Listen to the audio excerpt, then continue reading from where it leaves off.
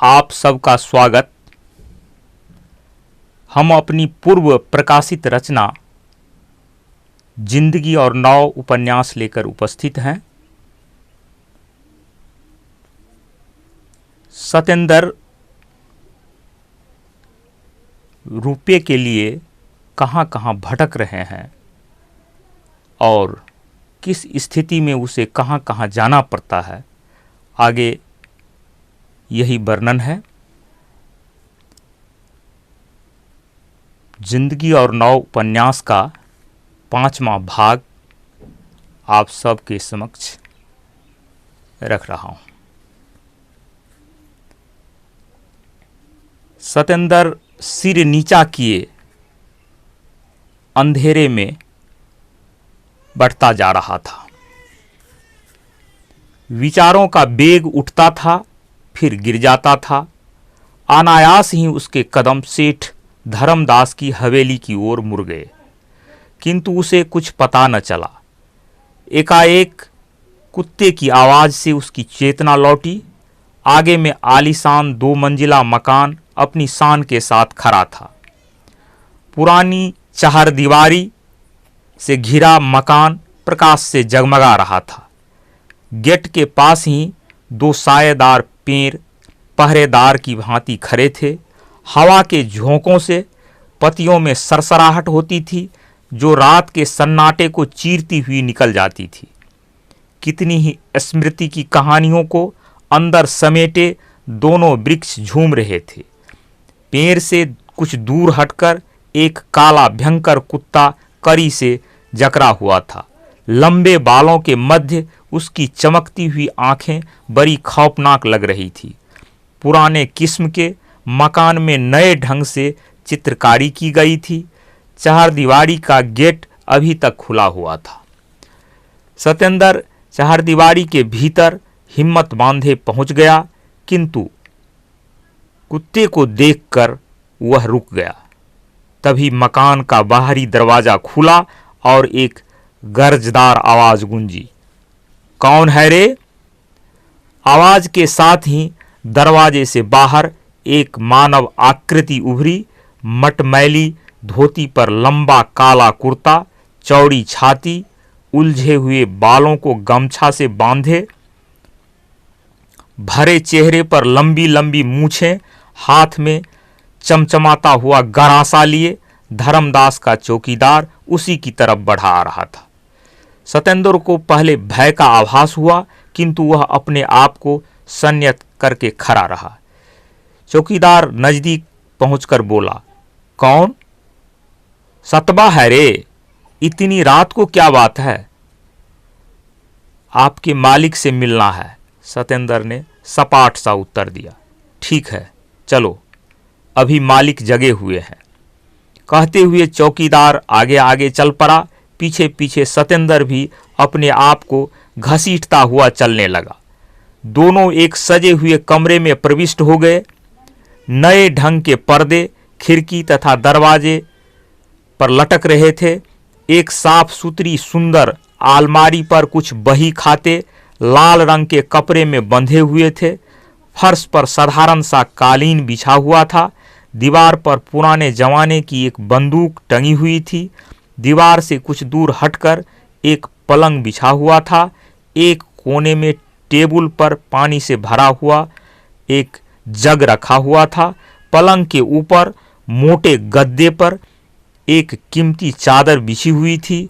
मसनद के सहारे सेठ जी ओंठे हुए थे। धीरे धीरे हवा बह रही थी, जिससे खिड़की के पर्दे हिल रहे थे। सेठ जी अधलेटी अवस्था में थे। आहट सुनकर उसकी आंखें खुल गई और सामने चौकीदार को देखकर बोले, क्या बात है घनमा? सरकार, ये सत्तो आपसे मिलना चाहते हैं। कहते हुए उसने पीछे की ओर इशारा किया। कौन सत्तो? सेठ धर्मदास का स्वर उभरा। अपने ही गांव का है सरकार, कहता हुआ चौकीदार कमरे के दरवाजे की तरफ चला गया।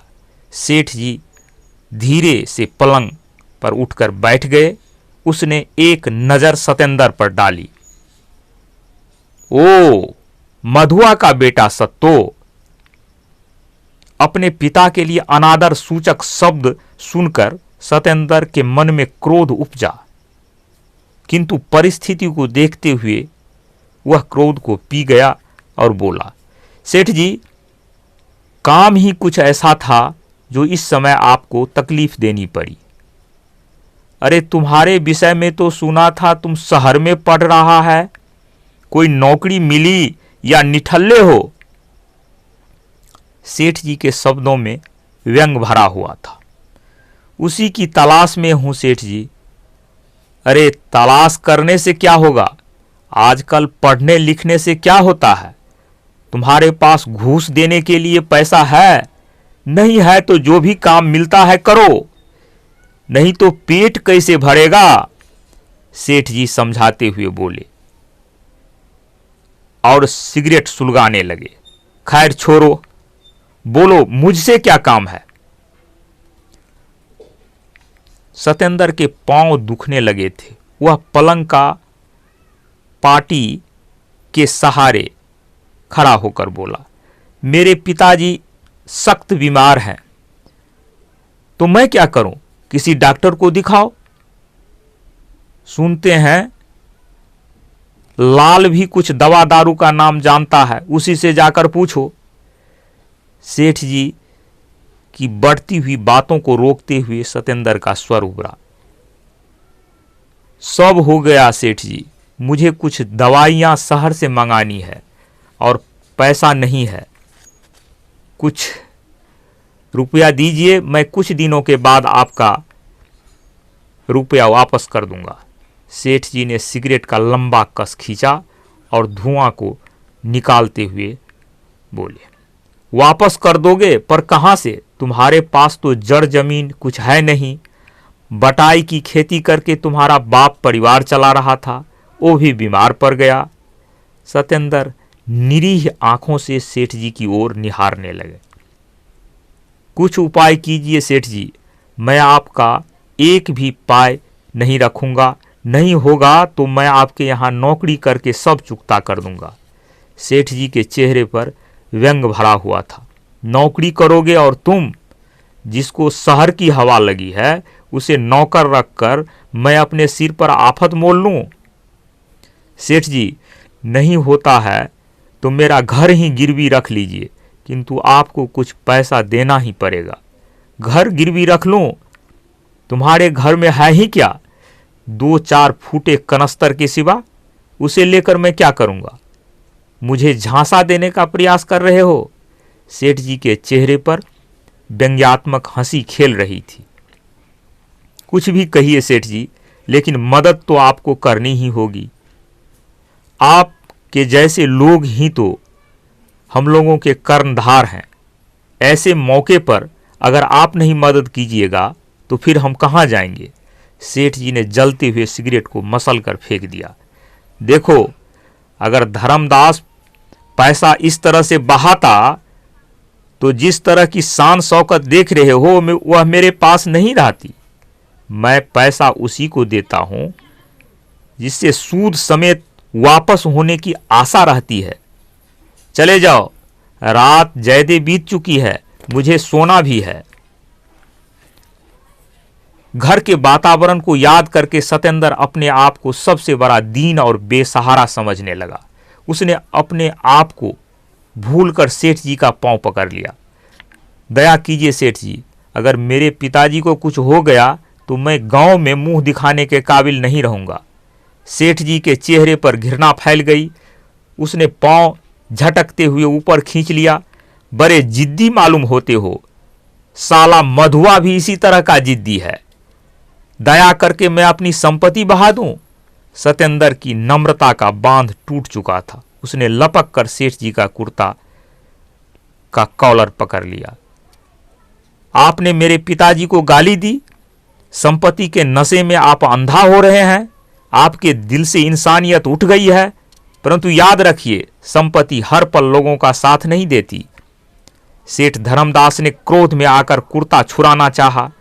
नहीं छूटने पर घनमा को पुकारा। घनमा हाँफते हुए आया।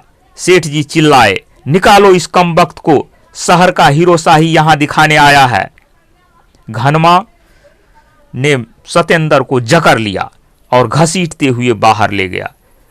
सेठ जी ने कुर्ते को झाड़ कर सीधा किया और बोला, निखट्टू कहां से टपक पड़ा था, यहां खजाना रखा हुआ है। सतेंद्र झटकते हुए घनमा की बाह से मुक्त हो गया और चिल्लाकर बोला, सेठ जी, आपने मुझे बेसहारा समझकर धक्का दिया, यही धन एक दिन आपका काल बनेगा। कहते हुए सतेंद्र दरवाजे की ओर चल पड़ा। रजनी ऊपरी मंजिल पर नींद में डूबी हुई एक भयानक सपना देख रही थी। एक सुनहला सर्प रेंगते हुए उसके शरीर का स्पर्श कर रहा था, परंतु उसे काट नहीं रहा था, जैसे वह खुश हो। तभी किसी ने पीछे से एक लाठी सर्प के पिछले भाग पर मार दी और सर्प खौफनाक हो उठा। रजनी डर के मारे भागने के उपक्रम में जाग पड़ी। नीचे शोरगुल सुनाई पड़ा। उसके कान में सतेंद्र का अस्पष्ट सा स्वर जा पहुंचा। वह सीढ़ी को लांघती नीचे उतर पड़ी। अपने पिता के कमरे में झांक कर देखने लगी। सेठ जी सिगरेट के लंबे लंबे कस खींच रहे थे। सोचा शायद मुझे भ्रम हो गया था। फिर भी वह अपने पिता से बोली, पिताजी, किसके साथ बात हो रही थी? सेठ जी चौंक कर उसकी ओर देखने लगा। कोई नहीं था, तू ऊपर जाकर सो जाओ। कहते हुए सेठ जी फिर पलंग पर बैठ गए। रजनी वापस शयन कक्ष की ओर धीरे धीरे जाने लगी।